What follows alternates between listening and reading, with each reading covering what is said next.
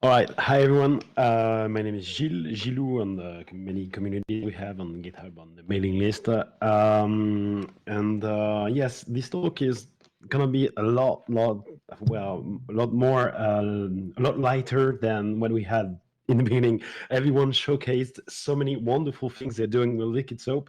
I'm not gonna showcase. I'm gonna talk about a few things I do, but my goal was to get back on the basics and think about what radio stations usually ask for from their automation systems and their whatever Liquidsoap could give them, what they are expecting from it, and why they're not using it or why they actually are using it.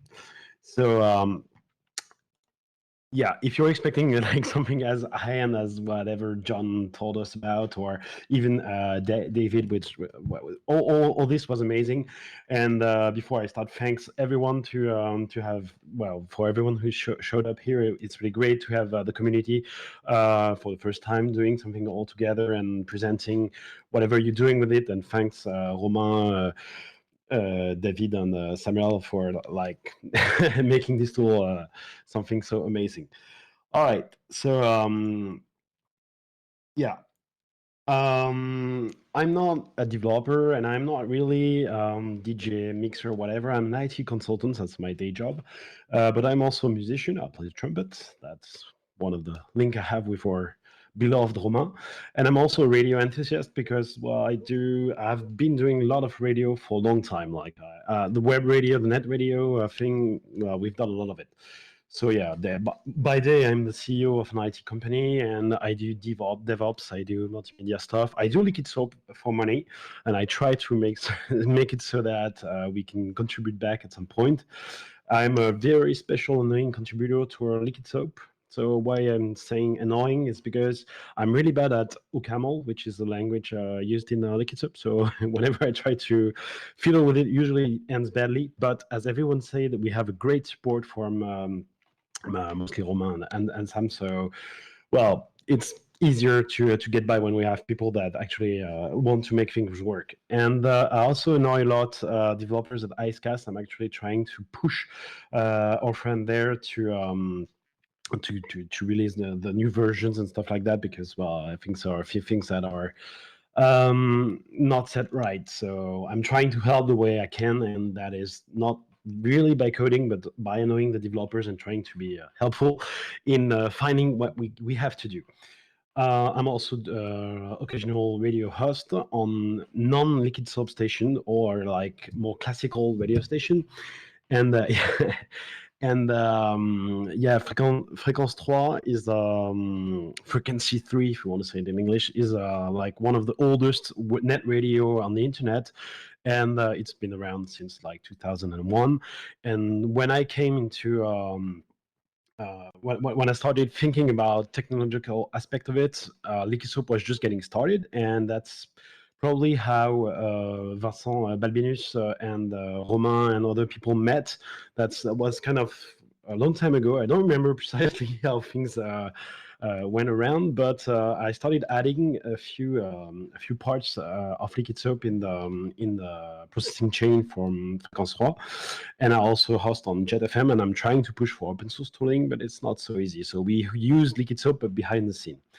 So what I want to talk about with you is not how I'm going to showcase, how I'm going to do the things, how I do things with Liquidsoap. I'm just going to think about, let's say we have a radio station and they want to broadcast using not this tool, we know that one.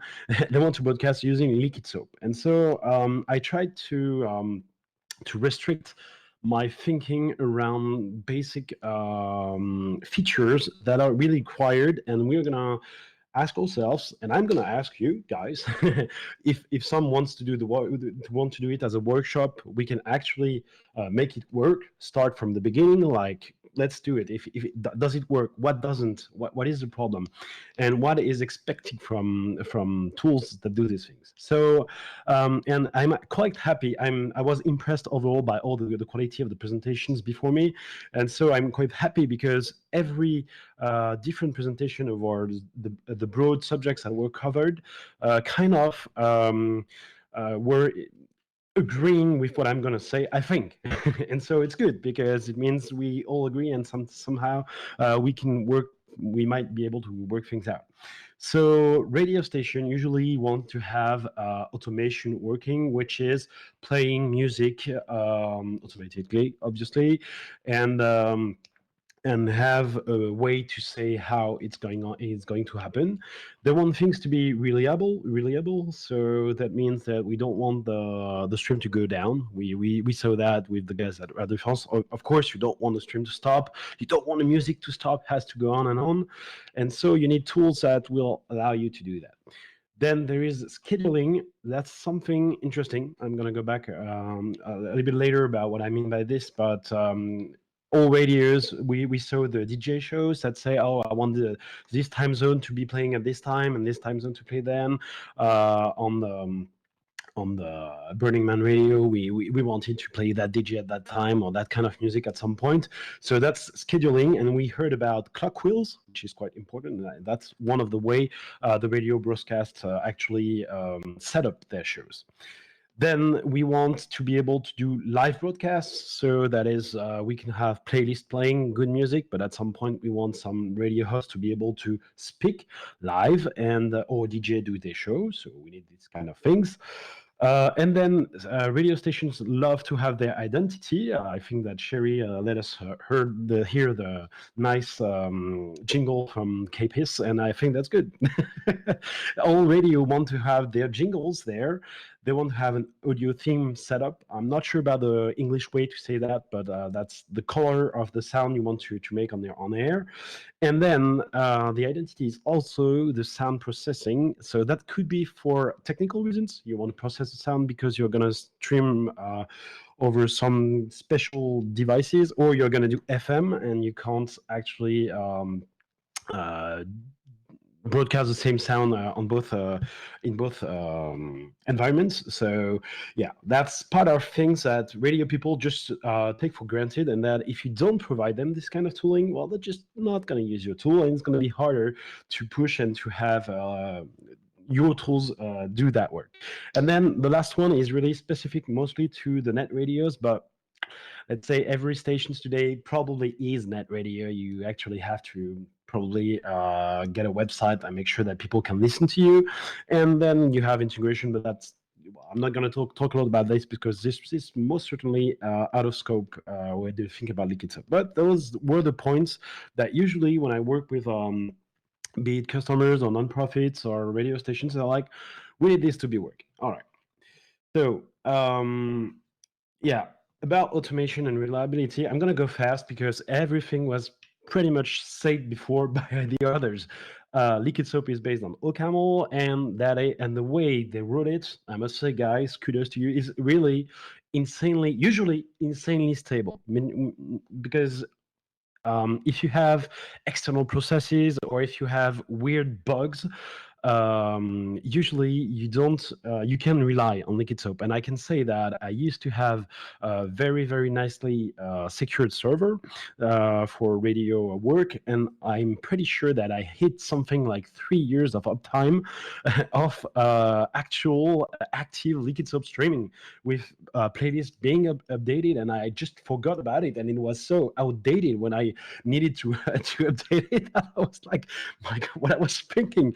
But this was like running on a server that was secured from an electrical point of view. It was in a really nice data center with the connection, internet connection provided by really great network engineers, and so there were no outside problems, and you would then expect Icecast or Liquidsoap to fail in these conditions, and actually it didn't. So that is amazing. So if anyone needs to build something that's reliable, I'm pretty sure that OCaml is like 50% of the job, and the attention from the developers are probably the other part of it, because usually, well, it's not gonna break, it's not gonna fall, it's not gonna fail you, I think.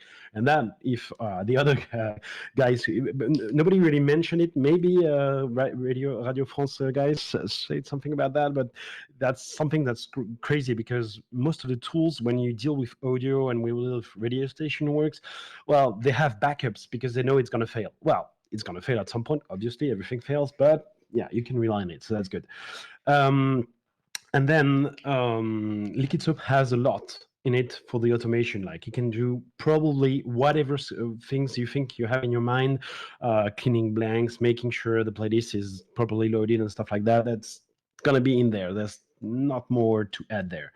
And if you add the possibility from Icecast to fall back, of course, maybe you're not using Icecast. We saw that if you do HLS, you can't use Icecast. But the tooling is quite awesome, and you can make sure that your radio is going to be heard and it's not going to fall. But, and that's where I'm gonna be. I don't want to be ranting because I love the tool so much. I don't want to make it sound like I'm not happy. But sometime, let us say, well, there are things that make me think, oh no, there's no way I'm gonna be putting this in production. But the thing is, yeah, I'm going to talk about production systems now. This is mostly because I'm an IT guy and I'm not from the radio show. Because radio people who are in the radio business or the broadcast business, they expect things to fail all the time, so they don't care that much about these things. But sometimes it's hard to make things work and make sure that they work nicely. So it's not so true with the latest versions, but I had my share of being very afraid of a bug that came into Liquidsoap versions, and the thing is, there weren't that many bugs and I didn't have any problems. But every time I thought about something, and I remember this, and maybe Romain is going to hate me for saying things like that, but I was like, oh, we could do this. And I was going to ask about it. And then it was like, oh, no problem. Hop onto the master branch and just pull the last version of the code and it's going to work out. But I was like, yeah, well, I'm kind of running this in production and I would like to have to target things and stuff. But in the end, it works nicely. So nowadays, I would say this is kind of not a really good point to make, but sometimes I must say, guys, when we look at Liquidsoap as compared to other kind of software, we're like, oh, come on, guys, don't release new versions. It's going to break something I didn't see or something like that. It's kind of hard. See, I'm not shooting, I'm not attacking the dogs, but globally, I have to say it's working nicely now. Then we need to, yeah, that's probably around that version. I agree, Romain. We're not going to talk about the raw AIFF and WAV decoding. And then the other problems I had sometimes was how you integrate Liquidsoap in your services and monitoring solutions. We have init service script that we had, and then we have some systemd functionality that is great. But usually, I don't know exactly why, but I always ended up patching or writing something on my own on my side, and I think we can maybe improve this a little bit. Then, well, what I said about the sockets was mostly about the queues, well, about the requests, the queues, and the things like that, but that was already covered by someone else. Sorry, guys, I'm not the only one ranting, but yeah, sometimes when you try to communicate with Liquidsoap, things are kind of weird, kind of weird things were happening or are happening, and because it's always about wrappers, we usually just work around it, but it's great. We can find ways to make it work anyway. And sometimes, yes, there are options that are not so easy to grasp because we have to go through documentation or the Liquidsoap. I don't know how many times I've used conf description in the help, but yeah, you have to always sometimes set some options. So it's not really straightforward. When you want to do things properly, usually you have options you have to look out for. So people who want to run Link in production know that it runs. It's insanely stable, but you're going to have to go through a few hoops to make it work properly. Okay, on to scheduling. Scheduling is interesting, but people mentioned a lot about those. We have nice tooling for most of what we need. That is the switch operator, the rotate operator, the random operator. Those are what you would expect on a radio, and it works quite nice. Then, if you want to go further, you need to go on and implement request. And well, crossfading is like whatever John mentioned. So I'm kind of summarizing everything that has been told before. But the thing is, whenever you want to have more control on scheduling, and you do things like clock wheels and you do rotations rules and stuff like that, well, everybody told kind of the same thing. It was like you use an external tool for that.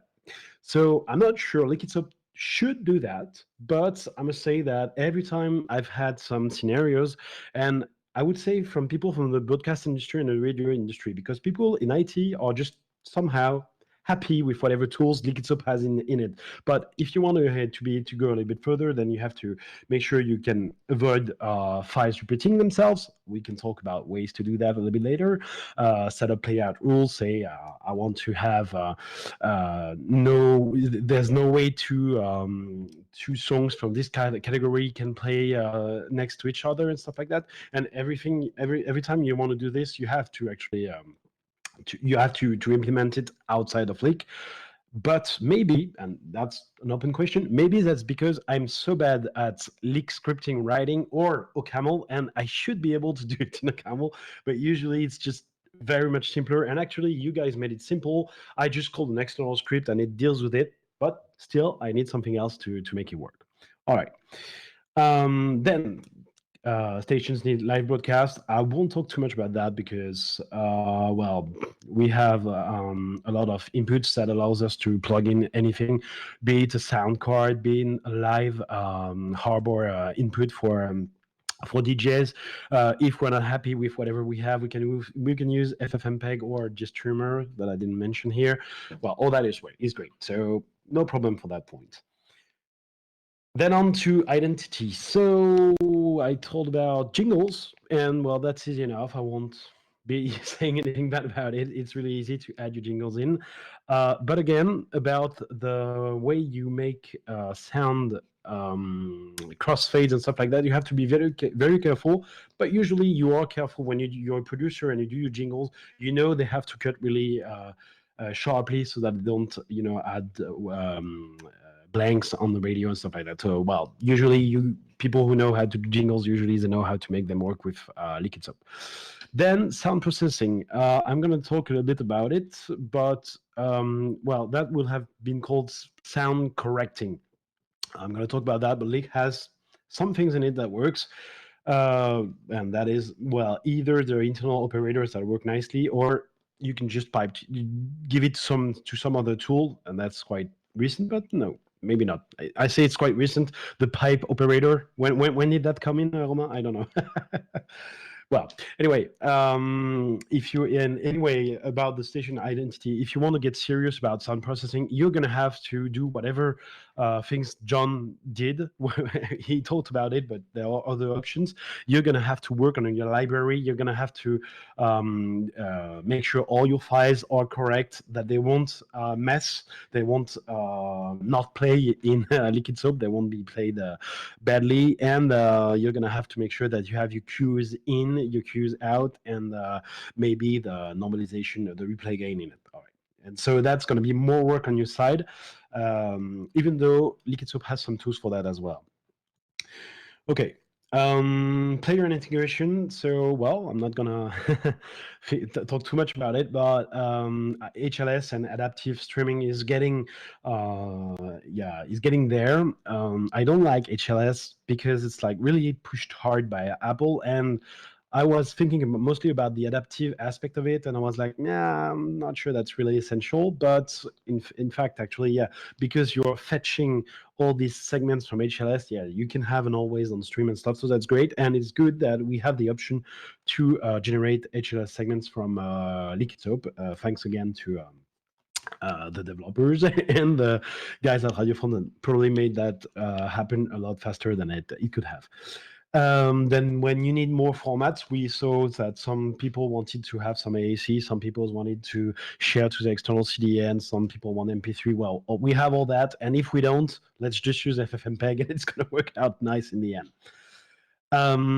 Titles and metadata, and that's not only what I meant by this was titling.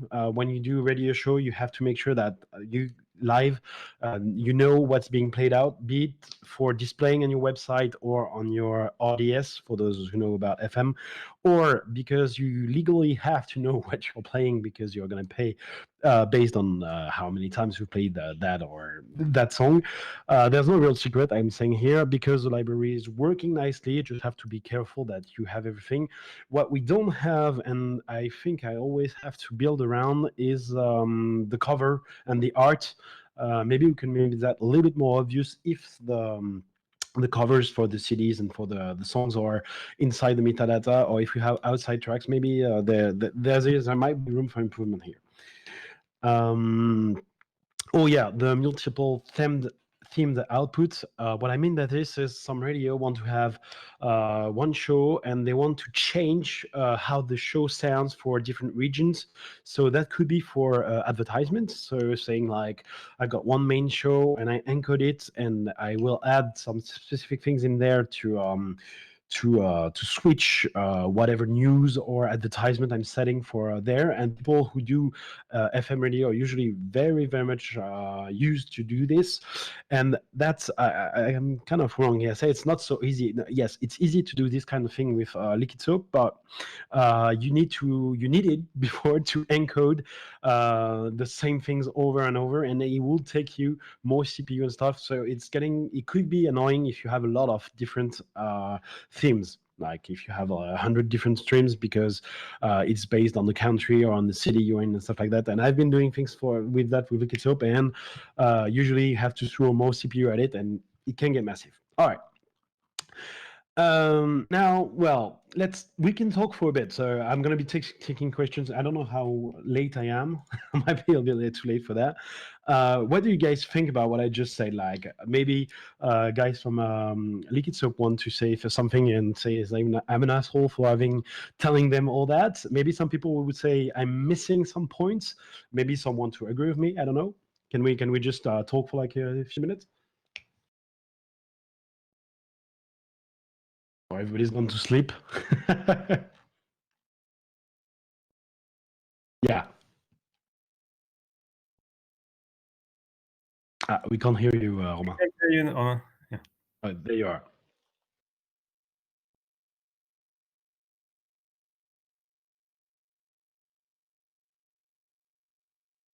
We had you for a moment. Can you hear me now? Yeah, that's fine. All right, cool. Yeah, I mean, I appreciate. I would never expect any tool to be perfect, and we should always have constructive feedback. And this is great. What do you mean about the pipe operator?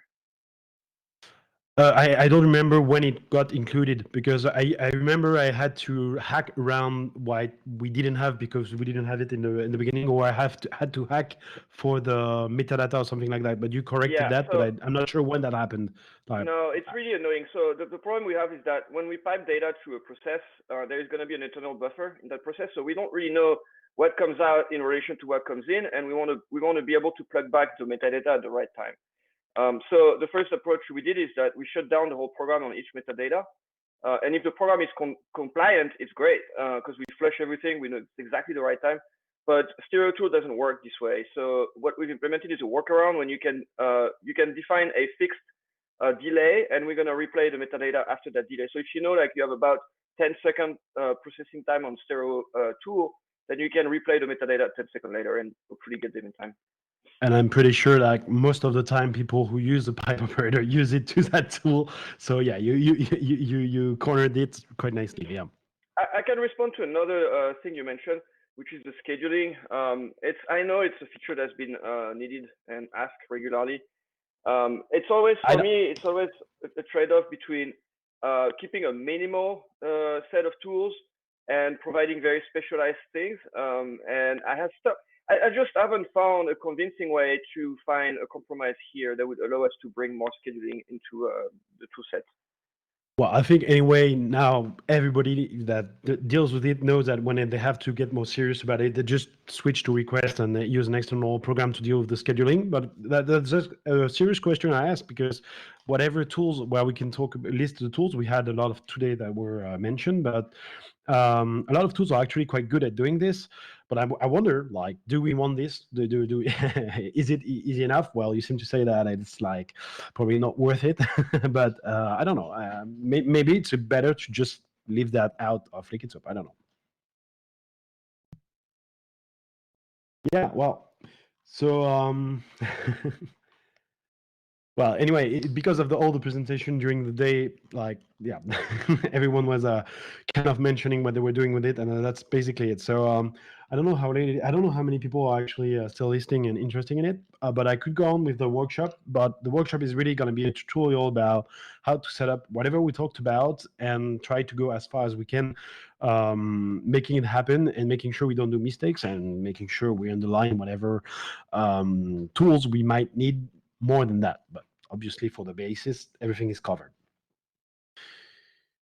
All right. So what I mean is, like, if everybody, I know that people who did the show before, they are so probably like so much more knowledgeable than someone that's a beginner. So I'm not willing to just show around like, oh yeah, I can use Liquidsoap because, well, obviously I can, but it's all about, like, do you guys actually want to go through that? I think it's a good idea. I think people are listening. So from my experience from teaching online, people don't talk, but they do listen. So even if you don't get that many reactions, actually people are listening. And also this is going to be recorded, and this is valuable. Even if today you can expect that there are more advanced users, it will be still valuable for other people. So I think you. All right. Yeah. There's a So long let's tail go. for all these presentations, and I hope it's your talk is certainly gonna be inspiring, because I think it's very important to say, look, we don't do everything perfectly, and if you're gonna try to use that tool, some people have already had, you know, to work around it, and here's an example, and also here are some people you can contact. I'm also gonna have to step out after you talk. I won't have time for the workshop, unfortunately, but I wanted to take this moment to really thank everybody that participated. It was really heartfelt, frankly. That's the word I would use, because we don't get exposure to all this community, and the level of content was pretty amazing from the beginning to the end, with both the radio and the technical content. And so I want to thank everybody, and I'm really excited to see what we can do next.